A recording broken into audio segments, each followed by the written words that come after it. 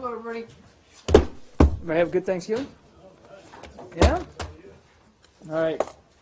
It's got something at the top here, and then we'll go. This morning, I think you may have seen our note of Washington-based ambassadors and senior diplomatic representatives from the 68-member Global Coalition to Counter ISIL gathered at the Department of State to review the status of our global campaign to defeat this terrorist organization and to discuss next steps. Coalition members noted the close coordination between our military, intelligence, law enforcement communities, which has resulted in a significant degradation to Daesh's global network. They also reviewed operations underway to liberate Mosul in Iraq and to isolate Raqqa in Syria, and were encouraged by the progress that has been made to date, while also maximizing the effort to protect civilian life. Coalition partners reviewed several key indicators that have been useful for measuring our progress in defeating Daesh's network, to include territory gained and lost, access to foreign terrorist fighters, access to revenue, access to borders, leadership attrition, media and propaganda output, and global cohesion. Thanks to the efforts from our global coalition, all of these indicators are now trending in a positive direction. And I would refer to the media note, again, that we released for further details on each of these. We are, as we've said many times, making significant progress against this terrorist group, but we also acknowledge that this is going to be a long-term fight. It's going to require constant international cooperation and pressure, and the application of maximum pressure, indeed, to sustain the momentum achieved to date. At today's meeting, coalition members underscored our shared commitment to remain resolute and on the offense across all lines of effort until our mission is complete. And to remind, not all those lines of effort are military. Those are the ones that get the headlines, but that's not the sum total of everything we're doing against Daesh. So with that, we'll let you start, Dave. Thank you very much. Parallel to that, the other crisis in Syria, can you give us an update on the status of talks in Geneva with your multilateral partners on the Syrian civil war? They still are ongoing. The multilateral effort, the teams are still discussing ways to get at a framework for a cessation of hostilities. Pardon me. I don't have a specific readout to give you, as we've sort of avoided doing that day by day. But the talks are ongoing, and again, we wouldn't be there, we wouldn't be participating in them if we didn't think there was a reason to do so. As they continue, a good chunk of formerly rebel-held eastern Aleppo has fallen to regime forces. Is that something that you've brought up with your Russian partners in these talks? We haven't missed an opportunity to continue to raise our deep concerns, indeed outrage, at the continued bombing and siege of Aleppo, and we'll continue to do that in every forum and through every venue that we have available to us. Is it your understanding that Russia is an active participant in the assault on eastern Aleppo? Well, again, I'm not going to get into it. I'm not going to get into an order of battle here, as I've said. What I will say, and we've said before, is that Russia has considerable influence over Assad. And when they have shown in the past that they're willing to use that influence for a positive outcome, it makes a difference. What we've continued to assert is that Russia bears the ultimate responsibility here for what the Syria regime is doing and being permitted to do in terms of the devastating civilian casualties and destruction of civilian infrastructure, to include hospitals in and around Aleppo, and we've made that clear time and time again. But in terms of whose aircraft is flying and all that, I don't have that kind of information, and wouldn't be appropriate for me to deliver it from this podium in any event. But clearly, tactical aircraft continue to bomb neighborhoods in Aleppo. Clearly, there's still shelling. Hospitals now are all but shut down. I saw a statistic this morning that for the roughly 120,000 children that we estimate, the UN, estimates, is in Aleppo, there's 2 pediatricians. Unfortunately, many of the casualties that are being suffered by children don't necessarily need pediatric care, but it just goes to the point that medical professionals are increasingly at a loss to take care of just basic health necessities there in Aleppo. And I saw a quote from a resident of Aleppo that their concerns are now beyond just food and water. It's the slaughter, and slaughter was the word that this individual used. Well, I don't have any more on Syria, so. Could I? Yeah. Syria? Syria? Okay. Could we stay on Syria? Now, Sure. you're saying slaughter, right? I didn't say that. I No, said, you a resident you of said that Aleppo resident- referred to the Right. fact. Do you that- believe statements that speak of slaughter in Aleppo? Look, we've talked about atrocities. We've talked about the utter disregard for civilian life. And yes, I think by any stretch, if you just look at what's been happening on there, innocent people are being slaughtered in Aleppo. Is there any way to have some sort of figures on what's going on, the death ratio or the slaughter ratio that is Saeed, ongoing in Aleppo? you can go online and look at these reputable aid organizations that are keeping track as best they can, and they'll tell you that literally, thousands of people in Aleppo are being affected, killed, wounded, and affected on any given day. Okay. Now, considering the fact that in the portions of Aleppo, which are the larger portions of Aleppo, that are under government control with about 1.5 million people, where, life goes on semi-normally and so on, wouldn't it be better once the government or government forces regain control over eastern Aleppo, that they can provide those kind of services that have been denied them? Government in the forces? past? Yes. Syrian government forces. Syrian which government control forces the providing larger- services to the people of Aleppo. Are they not, Like, are they not doing that in western Aleppo, which is the larger portion of Aleppo? the only thing that I've seen the Syrian government prove willing to do in Aleppo is kill innocent people, destroy infrastructure, and try to reduce the city to rubble. I'm not aware, and look, I'm not on the ground, but I'm not aware that they're, that they're bringing in baskets of food and water and restoring electricity and trying to bring life back to normal in Aleppo. I've seen absolutely zero evidence, and I don't think you have either. Have you gathered, or have you been able to gather any kind of information on how things are going, or what is the situation in western Aleppo under government control? I in don't- terms of schools and hospitals and things like that? I'm not capable of breaking it down by neighborhood here. Again, every bit of information we get, and we get it from a lot of different places, continues to tell a story of a city under siege, a dwindling population that is increasingly being killed by its own government, with the support of backers of that government, to include Russia. And again, you don't have to look any further than going online or looking at television coverage to see what's going on there. And it's been going on steadily now, day after day after day. I have a couple more. Now, there was all kinds of analysis and so on saying that Secretary Kerry is doing, running against the clock to bring about some sort of an end to the siege. Could you share with us some of that, or could you tell us or enlighten us? Well, what I can tell on you is this that the issue? Secretary continues to try to find a political solution to the conflict in Syria, which has to begin with a cessation of hostilities and has to be accompanied by humanitarian aid. And he's doing that with the same sense of urgency that he has been doing that now since he's been in office. And yes, of course, Saeed, he's mindful of the calendar. And he's mindful of the fact that a new administration will be coming into office here at the end of January. But to suggest that he's running out the clock, or that there's some sort of frantic or frenetic, last-ditch effort here in the remaining weeks that he has in office, it just simply doesn't comport with the facts.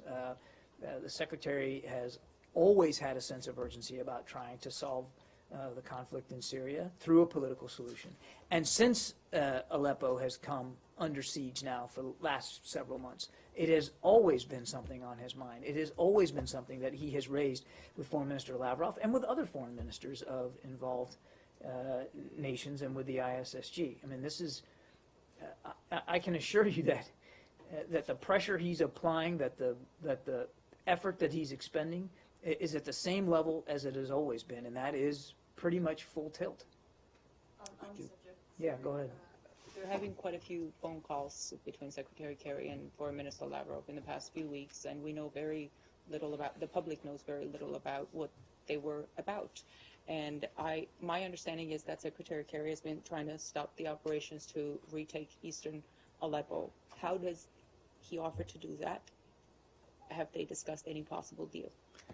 So a couple of things on your question. First of all, this reporting out of Moscow that there's been some sort of flurry of phone activity is just not true. The last conversation that he had with Foreign Minister Lavrov was on Tuesday, and we pretty much, and the Russians read them out almost immediately after they're done, and then we confirm them. And I think if you go back and you can look, that there's been a consistent level of communication, but this idea that that it's unprecedented levels, or however it was characterized by some spokesman over in Moscow, is just false. Okay, number two. Same level of Yeah, communication. same level. Number two. I don't know that I agree with your assertion that the public has little idea about what the conversations include, because the Russian side reads them out almost instantaneously as soon as the conversations are over, and then we come and we background you with, or actually provide the context, from our perspective. So I think to both the foreign minister's credit and Secretary Kerry's credit, we've been pretty open about when they speak and what in general they speak about. So I don't think it's been, there's been no effort to sort of hide that conversation. The third point that I'd make to your question is that they had, before we went to a multilateral format, certainly there were bilateral discussions of a very serious concerted nature with the Russians to try to get to a cessation of hostilities. That failed because the Russians didn't prove willing to meet their commitments. So we went to a multilateral format, which includes Russia. So, of course, the Secretary is going to continue to have conversations with Foreign Minister Lavrov in the context of those multilateral discussions, and that will continue. So, to more specifically answer your question about what the Secretary has proposed, I'm not going to get into the specifics. Those talks in Geneva are ongoing, and I haven't yet, and I'm not going to start sort of reading out the eaches of every day. But I can tell you that we wouldn't still be involved in this effort, we the United States, if we didn't think it was worth it, and if we didn't think that we could potentially get to a meaningful cessation of hostilities that could be sustained. The details of how that would be implemented, again, I think we need to let the discussions continue before we can lay that out. What I can tell you from the U.S. team's side, we're going to continue to try to establish a framework by which a cessation of hostilities can actually be put in place, maintained, and enforced, so that Framework. what we really want, we want one that is enduring across the country. Right now, the focus is very specifically on Aleppo, I think for good reason. But eventually, we'd like to get one The that's talks are focused on nationwide. what's happening right now, rather than a long-term. The multilateral planning efforts process. that are being the multilateral discussions in Geneva are more specifically focused on Aleppo right now. Right now in Aleppo, yes, but they're done in the context of an effort, an honest effort to try to get something that is around the country and it's more enduring. But right now, of course, everybody's focused on Aleppo. Is Secretary Kerry's focus on the humanitarian situation there, or is he also focusing on how to secure the Syrian opposition's hold on eastern Aleppo? His focus is on getting a cessation of hostilities in place, specifically in Aleppo, so that humanitarian aid can get in. None of it has. And so that we can restore the kind of conditions that are conducive to a resumption of political talks between the opposition and the regime, and that's what his focus is So is it on. only on humanitarian? No, I just said his focus is on getting a cessation of hostilities, to get the violence to stop, and without question, the vast majority of violence is being perpetrated by the regime, with its support from backers like Russia. We want to get that violence to stop. We want to get aid in so that we can get a resumption of political talks. So has go ahead. Secretary Go Kerry ahead. discussed? No, go ahead. There was a report, unconfirmed report in the Washington Post. I would like to ask. So I'll give you one the more. Washington Post, yes, cited unnamed officials who said that there an arrangement, some kind of an arrangement, is being discussed for the opposition to separate from al-Nusra and for the fighters to leave eastern Aleppo. Can you confirm those? No, I'm not going to reports? speak to the claims of anonymous officials. I will tell you that the Russian side has made very clear their concerns about separation of al-Nusra from other opposition groups. And frankly, we have talked a lot about the need to do that as well. That is a difficult thing. We've talked about that for many months, this marbleization, if you will, of the marbling of opposition groups with al-Nusra. We've been very clear with the opposition groups that we have been in communication with, and some of our partners are in communication with, about the importance of not being co-located with al-Nusra, not participating in al-Nusra operations because they are outside the cessation of hostilities. But I'm not going to get into a readout of the details of the kinds of things that are being discussed. Over the weekend, the Iraqi parliament passed a law making the Hashd al-Shaabi part of the official Iraqi armed forces. What's your view on this? Are you concerned it will increase Iranian influence in Baghdad? Well, look, let me just talk about a couple of things in here. We think that the passage of this law, like all internal legislation, is an internal Iraqi matter. So I'm going to refer you to the government of Iraq for details on that. That said, the United States continues to support a sovereign, inclusive, unified, and democratic Iraq that serves the aspirations of all Iraqis. And we continue to support Prime Minister Abadi as he controls, commands, and organizes the campaign to go after Daesh inside the country. Well, there's concern that's been expressed by both Kurdish and Sunni Arab politicians that the Hashd al-Shaabi will be used as a military force outside of Iraq. Do you have any concerns about that? Well, I think, as I said, we've been clear that we want all forces fighting Daesh in Iraq, all indigenous forces, to be under the command and control of the Iraqi government and Prime Minister Abadi. And we support his efforts to do that. This proposed legislation is certainly in keeping with what Prime Minister Abadi has said is important to him, which is having command and control over all the forces that are fighting Daesh inside the country. So I think, again, I'm not going to speculate about hypothetical outcomes here, except to say that we continue to support a sovereign Iraq that has the resources, the organizational capabilities, and the support of the international community to do so in a sovereign way. Now, I didn't answer your question about Iran, and what I would tell you, though, is that we agree with Prime Minister Abadi's statements on the importance of ensuring that all participants in the fight against Daesh in Iraq are regulated under the control of the Iraqi government and held to the same accountability standards. We're concerned, for our part, with helping Iraq rid the country of Daesh, and who, as you know, just last week murdered scores of innocent civilians at a rest stop. So the only other thing I'd say is, and we've said this before, that to the degree anybody is going to assist in the efforts to go after Daesh inside Iraq, now I'm talking about outside Iraqis, we want that to be done in a way that doesn't further inflame sectarian tensions. Would you be satisfied that bringing al-Hashd al-Shaabi under the government of Iraq and under the authority of the government of Iraq is a safety valve or enough safety valve against the interference and the influence of Iran? I don't know if I could possibly answer that question, say. Right. I mean, from past efforts, I mean, if we look at Tikrit, where they basically, they have, played a big role in liberating Tikrit, and they had, they were part, let's say, to some excesses or maybe even massacres, some say, against the Sunni population. So they were not exactly, at the time, at the time of the liberation of Tikrit, quite disciplined. So look, a couple of points on that. I mean, we obviously take any allegations or reports of human rights violations very, very seriously, as does Prime Minister Abadi. And he has said, and he has started investigations on various such reports, and we think that's important to let those investigations go through. And it doesn't matter to us who is reported to have done it.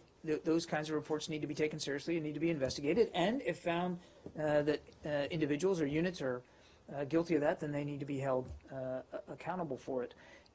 But again, I don't want to get too far down the road on this legislation. It's internal Iraqi legislation that they should speak to. But in general, we continue to support all forces of the Iraqi government that are arrayed against Daesh to be under Iraqi command and control.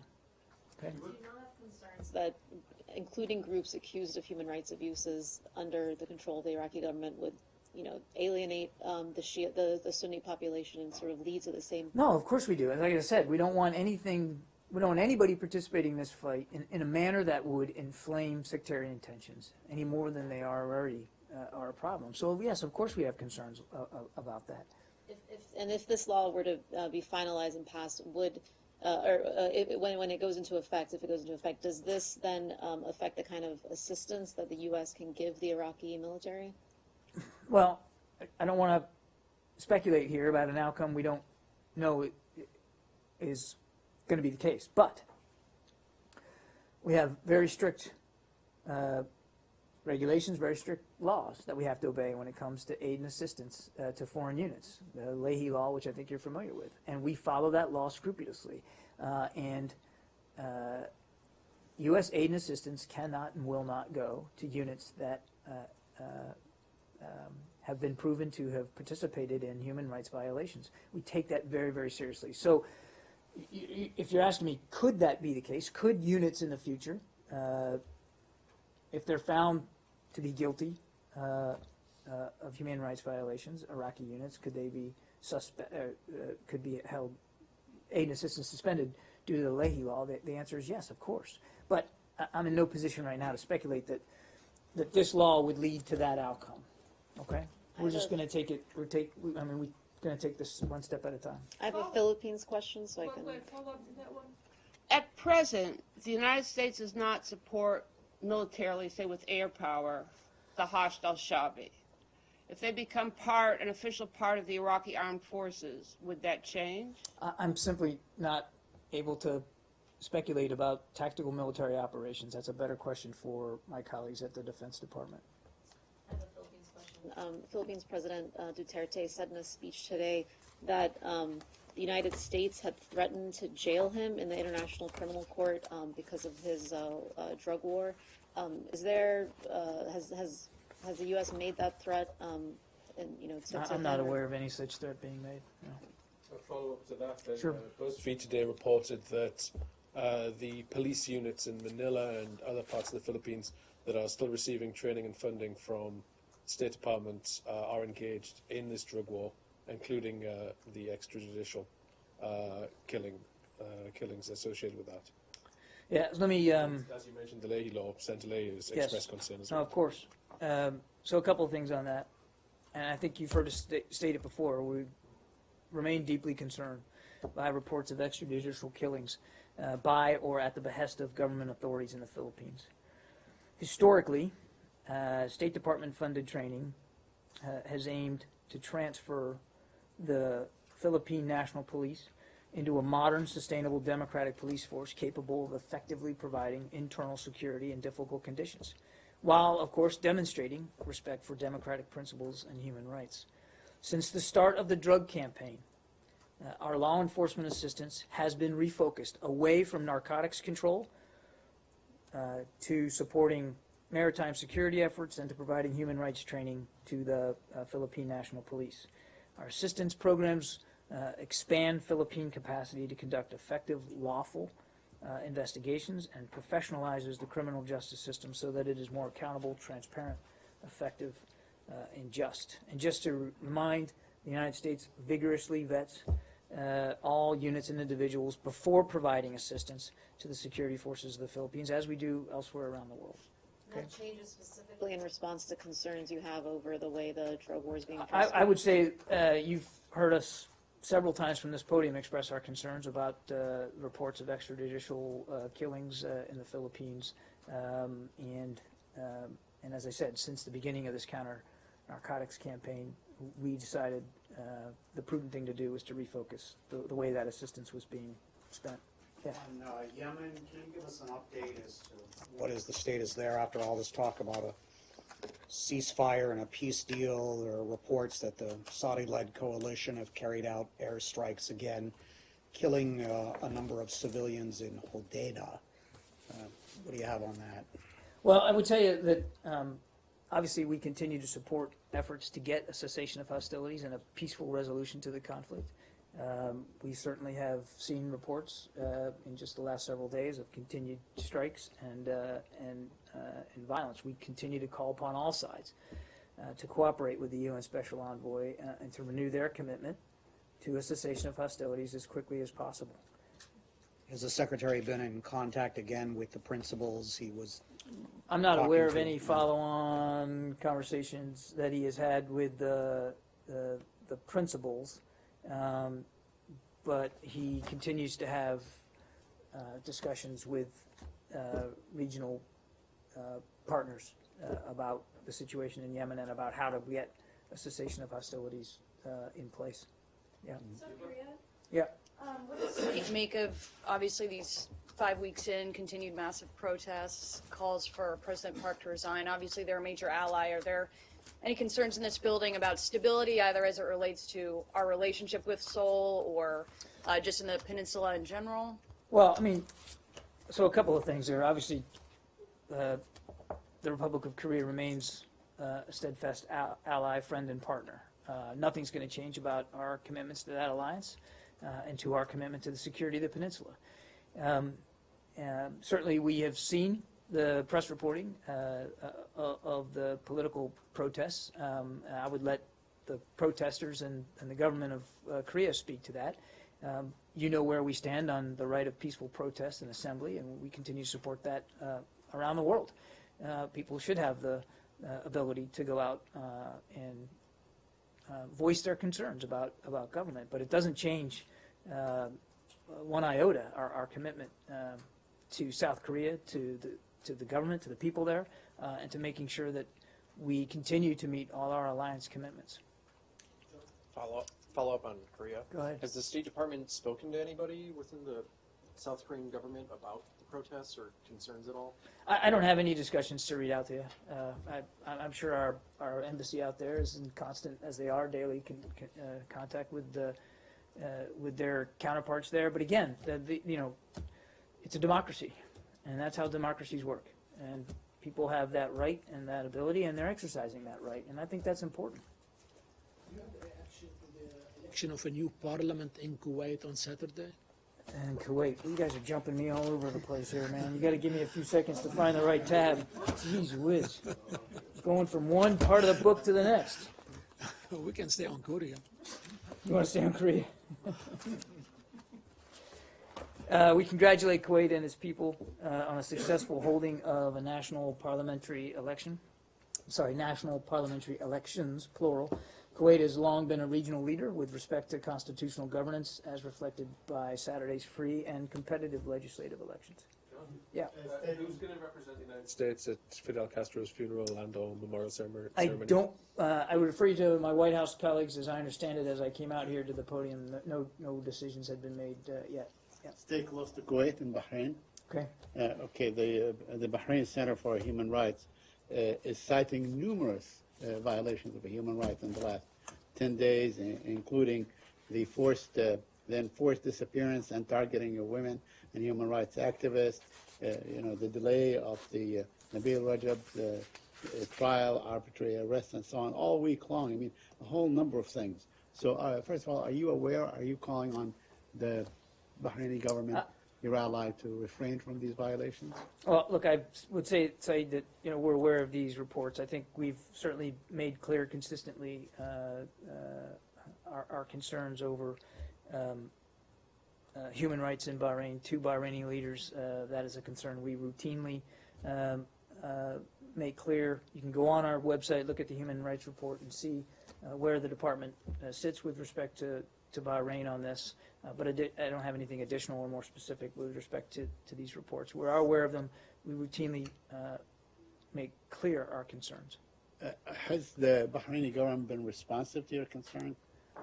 Well, I wouldn't get into sharing details of diplomatic conversations. I would just say that for our part, we've been consistent about those concerns, and we will continue to do so, as you can with a close friend and partner like Bahrain, and they do remain a close friend and partner, and it is in the spirit of that partnership and friendship and our genuine concern about Bahrain and the future for the people of Bahrain that we routinely express those concerns. Yeah. Russia? Sure. Last week, EU Parliament passed a resolution to counter Russian media and specifically they called out Sputnik and RT. Are you concerned by this resolution? I haven't seen that resolution, so I'd have to take that question. Do you think it says they're engaging in information warfare, and they even discussed that EU and NATO should develop a strategic communications plan to counter Russian media, including Sputnik and RT. Do you think the United States needs to develop a strategy? First of all, do you think Well, RT... look, I mean, I haven't seen this report, and I haven't seen, so I'm a bit of a loss to comment specifically about it. But concerns about Russian activities in the information environment, their use of propaganda, those are not new concerns, and we share concerns with many other nations about the way Russia tries to use the information environment to its own ends, be they political, social, cultural, or economic.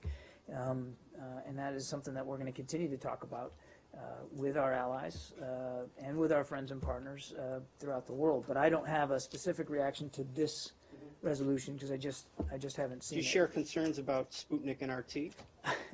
Look, I have made clear, time and time again here about our concerns about Russian efforts to manipulate the information environment in a way that serves their narrative and isn't necessarily hewed to the truth and to facts. And I think it doesn't. You can look on my Twitter account, and you can see how many times Guyana and I have had disputes here about my perfect willingness to express concerns about the non-editorial independent nature of Russia today. But I don't have a specific concern with respect to this resolution and what you're saying in terms of it calling out specific media outlets. Well, not specifically to... And the other thing, let me just, if I could just add, you're here and you're here. We credential you. We allow you to come into the State Department, into this briefing room.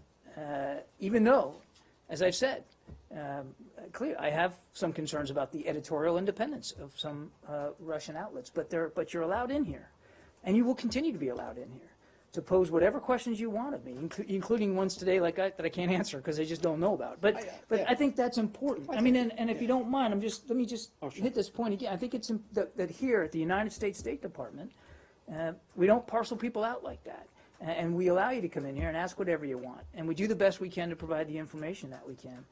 And there's not too many other places, certainly no other government that I know of, that allows media, no matter where their editorial processes land, to do that. And I'm pretty proud of it. I've offered you guys to subscribe to the Newswire. But John, one other thing. They parallel us. Let him finish. They parallel us with Islamic State propaganda within this resolution. I mean, do you think, are you threatened by our propaganda as much as you are? I'm not threatened by Sputnik. And frankly, we're not threatened by Islamic State propaganda. In fact, one of the things that we talked about... Would you put them on the same parallel? Would I put... Would you put them on the same plane? Sputnik on the same level with Islamic State? No. Propaganda? No, I would not. Okay. But, and as I said in my opening statement, they talked a lot about Islamic State propaganda efforts in today's meeting with the ambassadors from the members, the coalition members today, and the fact that we know empirically that they're, I know I'm getting off the topic here a little bit, but Islamic State's Daesh's efforts to exploit social media are waning and failing, and they're struggling, and it's hurting their narrative, it's hurting their morale. We know that for a fact. Okay. All right. Thanks, everybody. Have a great day. Hope everybody had a good Thanksgiving.